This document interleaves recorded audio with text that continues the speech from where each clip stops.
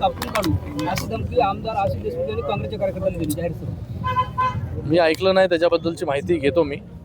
पण अशा सगळ्या वक्तव्यापासून सगळ्यांनी जे आहे परहेज केला पाहिजे.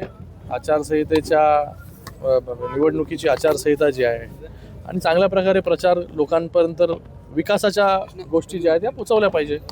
संतोष बांगर यांच्या घरामध्ये हेमंत पाटील यांनी गौप्यस्फोट केलेला आहे की पहाटे जे आहेत ते 100 पोलीसवाले धडकलेले होते. मी अजूनपर्यंत जे आहे त्यांच्याशी डिटेलमध्ये बोललो नाही. त्यांच्याशी बोलल्यानंतर त्याच्यावरती जास्त मी जे आहे वक्तव्य करू शकतो. लक्ष्मीचा अर्थ फक्त नोटा नाही, लक्ष्मीचा अर्थ आई बहीण होतो असं जे आहे ते स्पष्टीकरण गुलाबराव पाटील यांनी दिले वक्तव्यावर. बरोबर आहे ना. नांदेड दौऱ्यावर आहे तर युती काय स्थिती आहे शिवसेनेची? नांदेडमध्ये नगर परिषदेच्या निवडणुकीनिमित्त वेगवेगळ्या ठिकाणी प्रचार सुरू आहे.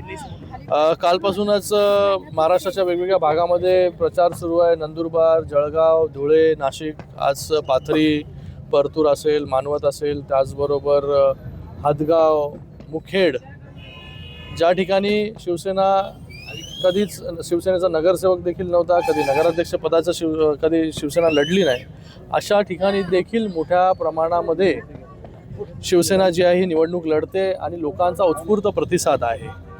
मोठ्या प्रमाणामध्ये लोक जे आहेत जाहीर सभेला गर्दी करत आहेत आणि लोकांनी ज्या प्रकारे यश विधानसभेला दिलं तसंच यश जे आहे शिवसेनेला, कारण की शिंदेसाहेबांवरचा विश्वास जो आहे हा शिवसेनेचा वाढत चाललेला आहे.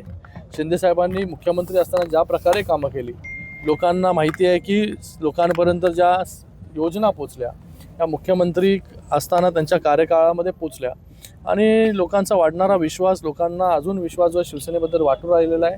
ह्या नगरपरिषदेच्या निवडणुकीमध्ये शिवसेनेला मोठं यश जे आहे ते या ठिकाणी मिळेल.